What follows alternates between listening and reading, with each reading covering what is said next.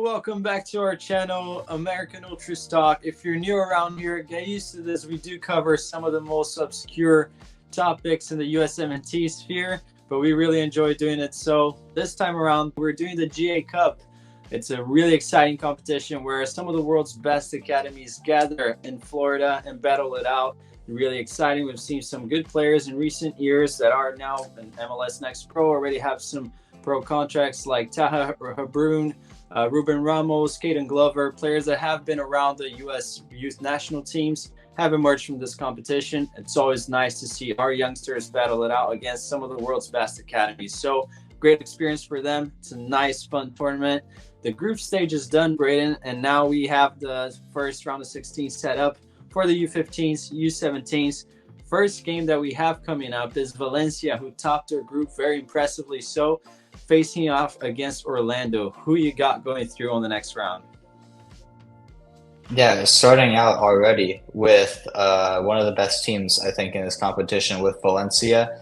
It's not as exciting because it's an overseas team and we want to focus on the Americans, but a couple of standouts. Mark Martinez has been very good for them. He's been with the Spain youth national team setup as well. I think he's a very promising young player. Juan Jose as well. Both of those players look to be the main stars of the Valencia team that absolutely demolished the group stage. They made the group look easy, won 5-0 against Austin in their final match, just a complete show of domination. And I think I'm going to take them in this match. Orlando have looked very good as well. I think it's a very unfortunate draw for them. They ended up getting second in their group. I think in most groups they would have finished top, finishing behind a very tough Arsenal side. Zachary Ola has been so good for them. He's been one of their main standouts, and Jacob Garcia as well. Both of them have been scoring goals for fun. The Orlando team has the quality to make it to a semifinal, even a final, but I think against Valencia, they got probably the worst possible draw. I think they were the best team in the group stage. I'm going to have them advancing here. Yeah, and talking about tough groups, this next team, well, it's Inter Miami who topped their group, going up against Atlanta, who very impressively came through in that very tough group where Man United was left at the bottom, which may be surprising for some. Tough matchup right there. Really exciting that we got to see two MLS academies go at it. And who do you think is going to have the upper hand?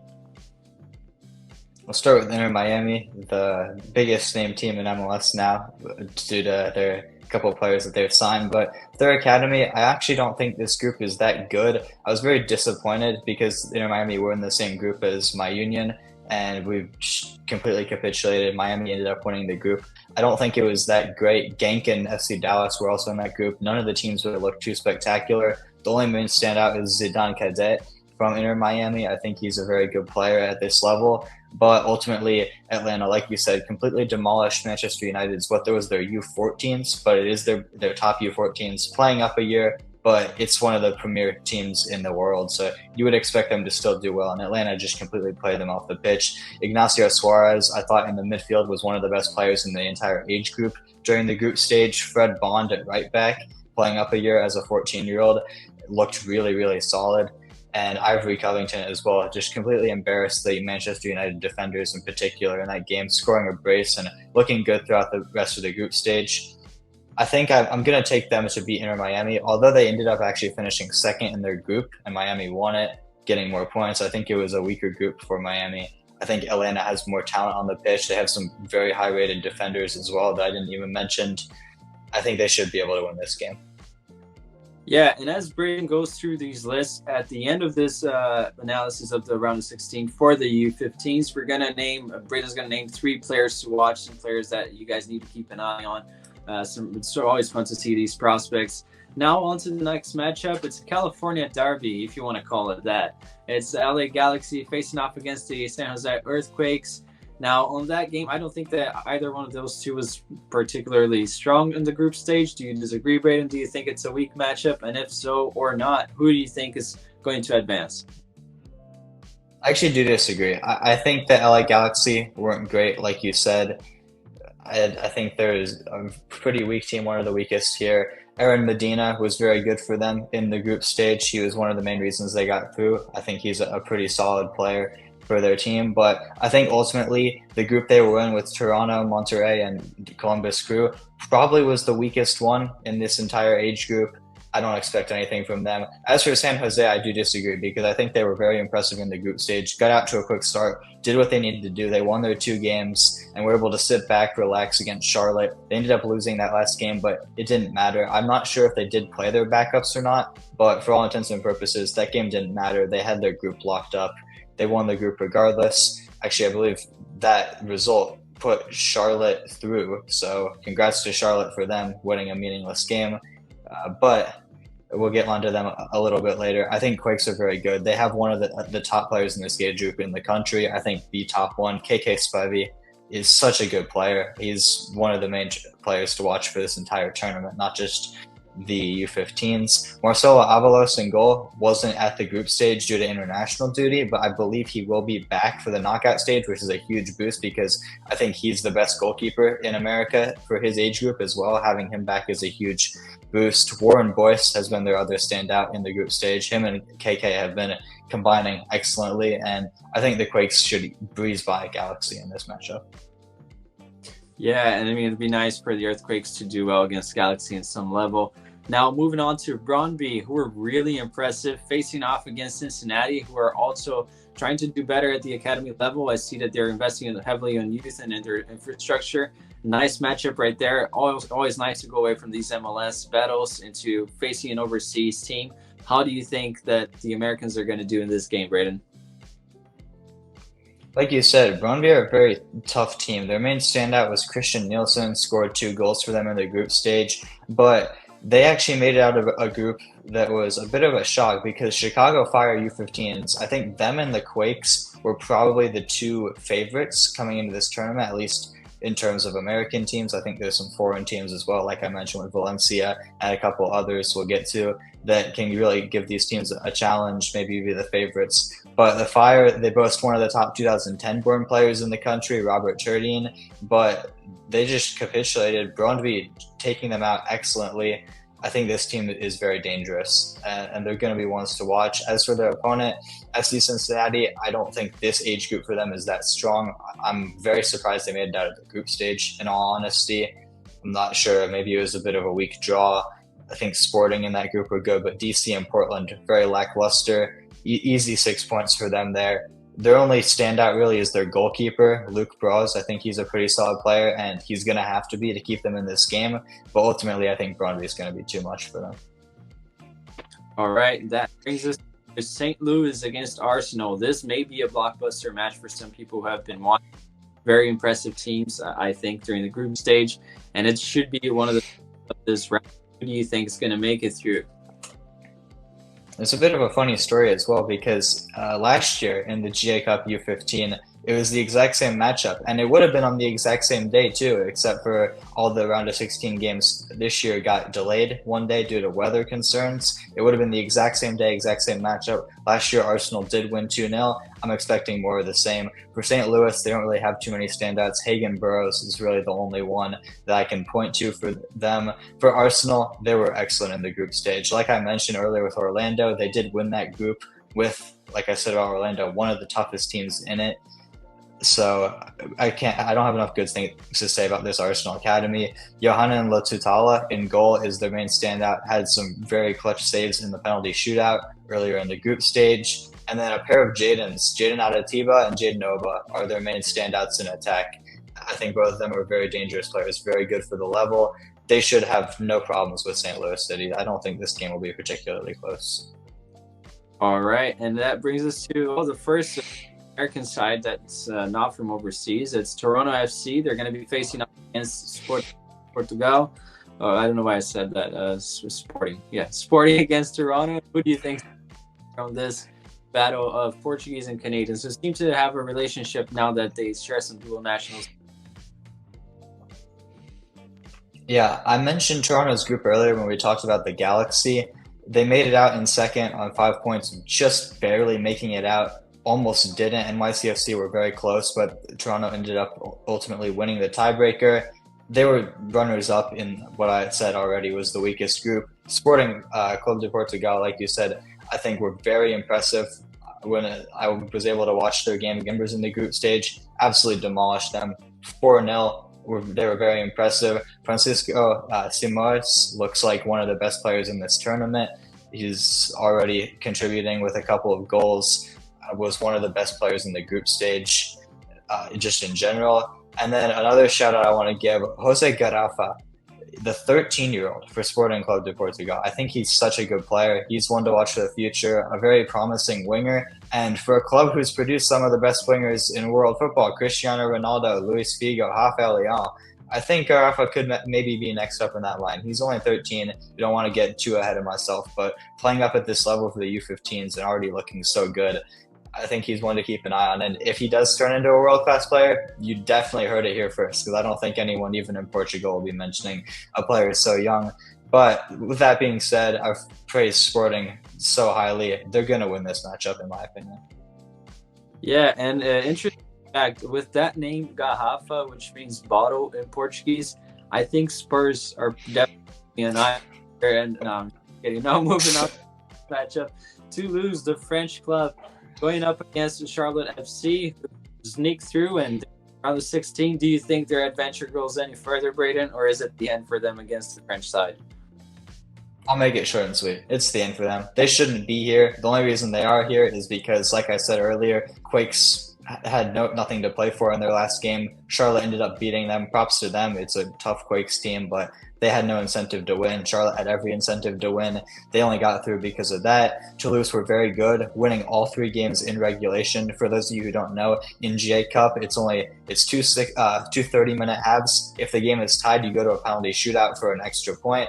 Toulouse won all 3 games in regulation. 1-0 wins, actually, in all of them. Just shows how tight their defense is. And 2 of their goals were scored by Amari Delas. I think he's their main player to watch out for. Expect him to bag again against Charlotte. And I think this one, actually, they only won 1-0 in all their group games. I think this one will be more than that. All 3 wins, 1-0. Who is coaching this? Mourinho? Is he doing a side job there for now? He's unemployed. That brings us to Real Salt Lake against New York Red Bulls. Nice MLS matchup right here. It had been a while in this list since we last saw one of them. And who do you think pulls it through? I just want to give props to both these academies because both of them were 2 of 5, only 5 teams to make it out of the groups in the U15 and the U17 age groups. Both of them did it. Only 3 other academies did as well. So props to them. Very impressive groups of young talent at all levels. But for this one, I'm going to go for the Red Bulls here. I think they were a little bit shaky in the group, ended up losing a game that maybe they shouldn't have against Toulouse. I mentioned they were a very good team, but they have real standouts. Tobias Shevchuk is one of the top goalkeepers for his age group in the country. He's been with the U.S. youth national team, as do Alexito Gomez at right back and Paul Sokolov in the 10. Just pulling the strings, everything goes through him. I think they're going to be better. RSL have had Reina and Marcino in the defense, who's been their best player. He's a very good defender. He'll try to lock down Sokolov a little bit, but I think the firepower for the Red Bulls and the experience that they have, not only within MLS Next and at the youth national team level as well, I think that'll ultimately be too much for Real Salt Lake. Yeah, so that was Braden's takes on the clubs that should go through. And now, just to highlight, there were a lot of names, but 3 players that you think are the main standouts for keep an eye out and to make yourself look like a genius if they do end up in competition or something in world class, as you said, Braden. At such a young level, it's kind of a crapshoot to pick players so young. I mean, who knows? Maybe some of the main standouts didn't even qualify out of the group stage. But out of the ones that are there, I think the ones that I'm most impressed by, KK Spivey, I already mentioned him. I think he's the top player regardless in this youth group at the U15s for the San Jose Earthquakes. He's going to be at his best, and he's going to make the Quakes strong contenders to win this tournament. I'll pick him. I'll stay away from the foreign teams for now because this is an American paid YouTube channel. I want to focus on the American players, even though I think there's some for the foreign academies that probably will end up having better careers. But I'll go for Ignacio Suarez for my next one for Atlanta. I already mentioned how good I thought Atlanta were in the group stage. I thought he was their best player. I think he was definitely worthy of team of the group stage, at least for the U15 age group, in the midfield, pulling all the strings, made it look easy, especially against a Manchester United team, like we already mentioned, had some incredible players. Kai Rooney was playing for them, Wayne Rooney's son. The son of Steve, Michael Carrick as well was playing for that age group. A lot of big names, or kids of big names playing for them. I think Ignacio Suarez was one of the best players here in the midfield. And for the third one, I just mentioned him actually, Paul Sokolov for the Red Bulls. I think everything in their attack goes through him, and it's a very good attack as well. They've got some threatening options up top and on the wings as well. I think he's going to be absolutely key in this tournament. All right, and now on the other side we have, well, not on the other side, it's just another age group, the U17s, the round of 16. Well, this is when it gets a little bit more real because you are dealing with players that are closer to the pro level. Some of them are trying to break through, and well, you never know, they might be a lot closer than the U15. So most of these guys should have a chance at going pro at least. Hopefully we see them going. Starting off, we got the San Jose Earthquakes, as you mentioned, very impressively, one of the only clubs that made it through on both age groups. They're going to be facing Houston Dynamo. Who do you think pulls through and is the first one to qualify for the next round, Braden? No disrespect to Dynamo, but this Earthquakes team is a machine, even better than the U15 one. And they boast some big names as well. Chance Cowell is their main standout, obviously the brother of Cade Cowell, the youth national team merchant, will say. He's so good in youth competitions. Expect his brother to be the same. He's going to dominate this Dynamo team, as well as Oliver Tan scored a hat trick in a crazy comeback win against the Chicago Fire in their first match. Kind of set the tone for them, beating AZ Alkmaar as well and CF Montreal in the group stage to go a perfect 9 out of 9 points. They're one of the favorites for this tournament. Tomo Allen as well up top is another player who's been with U.S. youth national teams in the past. All three of those players are so good for this level. Dynamo don't really have too many. Micah Harris is probably the only one. Quakes should win this easily. All right, straight and straight for the Quakes. Moving on to the second matchup, who also boasts another club that qualified on both age groups, is the Real Salt Lake, facing off against the Chicago Fire, who just missed out on the U15s. Do you think they have a silver lining and pull a surprise here, perhaps, against the Salt Lake? I don't think so. I'm rooting for Real Salt Lake in general just because they are the only team to actually stream their GA Cup games on YouTube, which technically I don't think they're allowed to do that, but props to them for doing it anyway. They've been streaming their U15 and U17 games. Hopefully it continues in the knockout stages. Xavier Goso, I know you're really high on him, Yuri. He's their main star to look out for in this U17 age group. Honestly, it's a little difficult to tell who's even playing because they have so many U17s that are playing with their second team, Real Monarchs, with an MLS Next Pro, and rostered as well. There's just so many U17s that are listed on their club website. Way too many for one roster. But if Axel Key is here, I'm not sure if he is. He's another one to look out for. Omar Marquez as well. I'm pretty confident is with this group. Him and Gosa are the two main danger men in the attack. They should be enough for Fire, who do boast the leading scorer so far. Vitaly, I can't even pronounce his last name. I'll just call him Vitaly, the Ukrainian descent for the Fire. He's got 4 goals in the group stage, carrying them, but I don't think they stand a chance against Real Salt Lake. Yeah, you heard it here first. Xavier Gosa is going to be world class. You definitely heard it here first. That's my take. I think he's really impressive.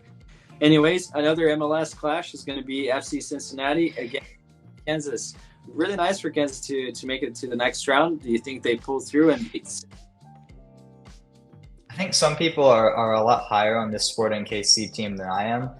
Some people I've even seen, some very, very credible scouts have said that they back SKC to even go all the way, make it to the final.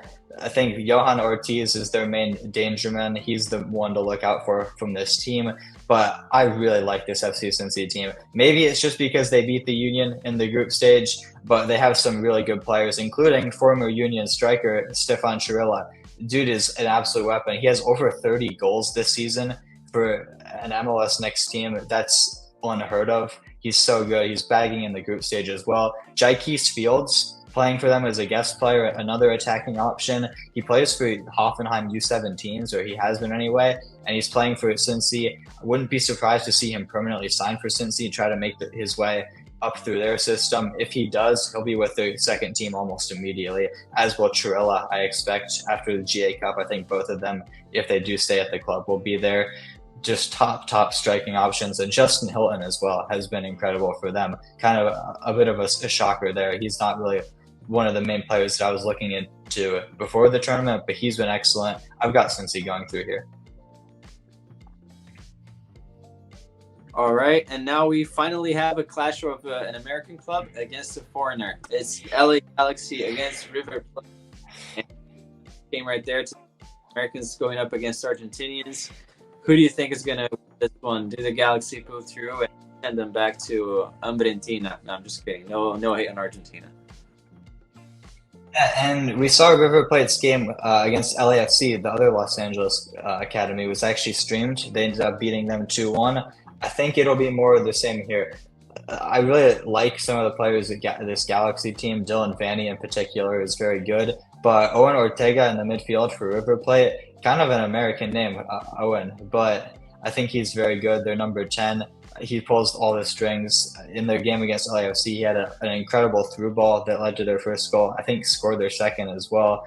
He's one of the main players to look out for in this tournament. And it's interesting because this side of the bracket only has one foreign team. There's so many on the other side. I think it's a perfect pathway, not only for the MLS teams to have at least one in the final, because I think it's going to be very difficult to get one, considering the other side of the bracket has some very talented foreign teams, but also for River Plate to go through, take down some MLS academies. They've already shown that they've been capable of doing that in the past in the group stage, taking down both Nashville and LAFC. I think they get the job done at least here against Galaxy. All right, and now next game to look forward to, like you said, this was the only foreigner. Now we get onto the other side of the bracket, we're going to see a lot of them. The Korean side, Jeonbuk Hyundai. I'm not going to say everybody knows Hyundai. It's a nice car brand, but this club, make no mistake by the name, they do have some ballers at the pro level as well. Really impressive squad. I think that they have one player in particular, Min Kyu, who is going to be really impressive. Anyways, they're going to be facing off against your favorite team, Philadelphia, one of the best academies. Some may say undeniably the best academy at MLS. Who do you think is going to win, Braden? Do you think that you back your boys to go through? Oh, I would say undeniably the best in MLS. I think our track record speaks for itself. But when I saw the draw, I was a little scared. I'm going to be honest. I watched Jeonbuk Hyundai play against Houston Dynamo. They're a very good team. One of the best, I think, in this U17 age group. Now, we didn't help ourselves at all by finishing second in the group and losing to Cincy, like I said. But I don't think there's a debate here. This Union U17 team is the most talented in the tournament. Whether we can put it together is a different story. We're very vulnerable at the back. Just the way that we press, the midfield and the attack gets caught out sometimes. Luckily, there's Neil Pierre in the back, the US U19 international. He's been playing with Union 2 as well. He's really the only, I wouldn't say he's the only competent defender, but he's the only really standout defender. The rest of the standouts are in the attack and the midfield. Calvin Sullivan, obviously, I mean, he speaks for itself. Everyone knows the hype on this kid playing with the U17s. He's already made his debut for Union 2 and got an assist already in his first game. He's going to be joining Man City at 18. The sky's the limit for him. So much hype around him. I hope it doesn't get too much like a Freddie Adu situation. But he's one to watch for obvious reasons. Jameer Johnson as well, a winger that usually you don't see through the Union Academy because the Union teams usually don't play with wingers, but he's a very, very good winger, a Jamaican dual national as well. I think he'd be pushing for their team now. I don't know if that's crazy to say as a 15-year-old. He's so good, so silky, carving through defenses like it's butter. There's some good strikers as well, Anis Saidi and Diego Rocio. I don't know why Rocio doesn't get more attention. I think he's been even better than Saidi, despite Anis getting attention from both U.S. youth national team and Tunisia youth national teams. He was with their U17s as well. And one more standout I want to give a shout out to. I think he's very overshadowed by all the talent in this team. Zach Mastrodimos in the midfield. He's very undersized as a CDM, but he's so good. Wins the ball back every time, and often him winning the ball back makes a difference because he pushes forward immediately, gets it to the danger men in the attack, and they get the goals. And I do think Union will win this game. Stuck Jin Han has been the main standout for Jeonbuk Hyundai. I think he's been one of the best players in the group stage. They're a very difficult opponent, but I have to back my boys.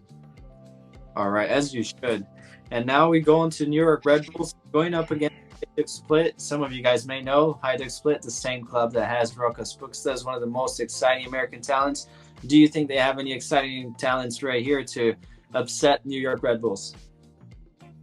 Unfortunately, no more American talents, but yeah, they have a lot of good talent. I watched their game against Seattle Sounders. They ended up winning that game 4-1. I was very impressed by this team. I think it's unfortunate. I mentioned an unfortunate draw for the Union. I think it's an unfortunate draw for Red Bulls as well. They've got some great players of this tournament. Davy Alexander, Tanner Rossbro have already made appearances for Red Bull 2 in MLS Next Pro, but Hajduk Split are on a different level. They're just so well drilled. Ivano Ora in the midfield, he pulls all the strings. He's a little undersized as well, but I think he's such a good player. I think he was their best player throughout the group stage. He didn't get as much attention because he wasn't scoring the goals. That was Davor Bistre, their striker. He's a very good player as well. And their right back, too. He's been with the Croatian youth national team setup. Zvonimir Hrastovic. Probably butchered that name. Probably butchered all of them, to be honest. Croatian names are very difficult. But those are the three main players to look out for. I think at least one of them will turn into a very, very competent pro. So those are the main players. Hajduk Split are such a good team. I think they're honestly screwed. This side of the bracket is so talented. I think all the main talented teams are on this side. I'm going to back them to beat Red Bulls here. Yeah, talking about talent, we have to go to a club that is, well, they're just a nationality, a Brazilian club where I think it's undeniably the country that produces most raw talent. Flamengo, Mengão, playing against FC Dallas right now. Do you think that there are any ways that Dallas makes an upset right here and beats Flamengo? I'll certainly root for it, but do you think they will do it?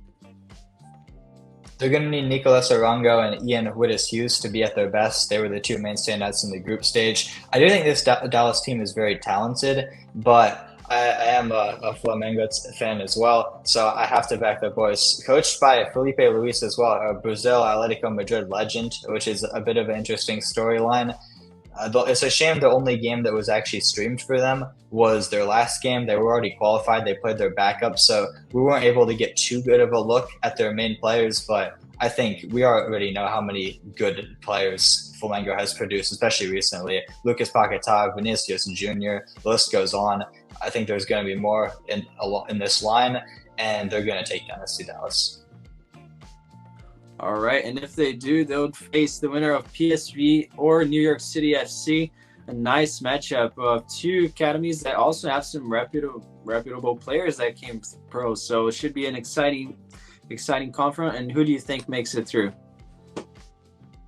And this should be one of the most exciting matchups in the entire tournament for American fans as well, because PSV actually have an American dual national playing for them, Austin Jones. He's been with the Netherlands youth national teams, but he remains very open to making the switch to the USMNT, as I'm hoping he does, because he's been a great player, scored a goal for them in the group stage. Ayodele Thomas has been their main threat, but Jones has been very good as well, although they face a very tough task playing against the NYCFC team that has called down so many players from their MLS Next Pro team, kind of similar to what the Union have done, stacking this U17 team to try to make a run. Maximo Carrizo is the main star from this team.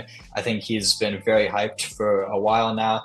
The 15-year-old, I believe, the CAM Argentine dual national. The next Benjamin Kramaski, although he's a much better talent than Kramaski is. I think he's the main player to watch. Drew Baera in the defense as well, coming down from the MLS Next Pro team for them. He's been with the U17s in the most recent camp for the U.S. youth national team as well. Jonathan Shore, I believe, was also in that camp. He'll be there as well. Same for Arroyave, Jacob Arroyave. I don't know if he was with the youth national team, but he's another pro. And then Julian Locker on the wings. He was their main standout, surprising to some due to all these pros that they have, but on the wings he's a very dangerous player. Scored both of their goals in a crucial win to close out the group stage. I actually am going to take NYCFC to win here, despite the foreign power that PSV have and the American youth national, like with Austin Jones. I think NYCFC will win. All right, and that brings it to a close. 3 players that you want to name really quickly, just for us to keep an eye out and again make yourself look like a genius. Well, I think everybody would pick Kevin Sullivan. I'm not gonna, just because I think it's a little bit boring. We already know what he's gonna be. Such an exciting talent. I will pick a Union player though. I'm gonna go for Jameer Johnson. Like I said, such a great winger. One of the most technical wingers I've seen come out of MLS Academy in a while. I think he's gonna be really special. And like I said, I'm gonna stick away from the foreign teams, even though they have a lot of talent that I'm very high on, particularly at Hajduk Split and at PSV. But I'm going to go for Jaikies Fields for my next one. Actually, him and Chirella are split. Both of the strikers for FC Cincy, I think both of them are going to be very, very good players. Fields, like I mentioned, playing for Hoffenheim U17s, guest playing in this tournament. Chirella came from the Union Academy, so you already know he's going to be a baller playing for Cincy now. And it was a huge mistake because he did score against the Union in the group stage. Like I said, 30-plus goals MLS next. He'll be playing pro in no time.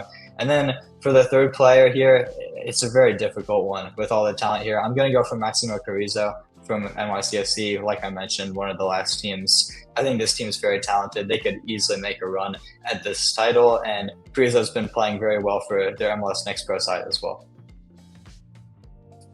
And that's it, people. I know it's quite lengthy, but hey, there's a lot to cover here. A lot of prospects that we need to do due diligence and do justice for them, as well as these players will hopefully grace the pro field someday. Some of them, we are rooting for them to go all the way and be at the very highest level possible in the game. So thank you so much for watching. Make sure to leave a like, subscribe, share with your friends, comment something. It was a lot of work put into this, and we'll definitely be keep on covering this. If you guys enjoyed it, let us know if you enjoy this type of content. If you want us to continue to cover the GA Cup, we certainly don't mind, and we enjoy to do so. And stay tuned for the videos that we have coming up. We'll see you next time.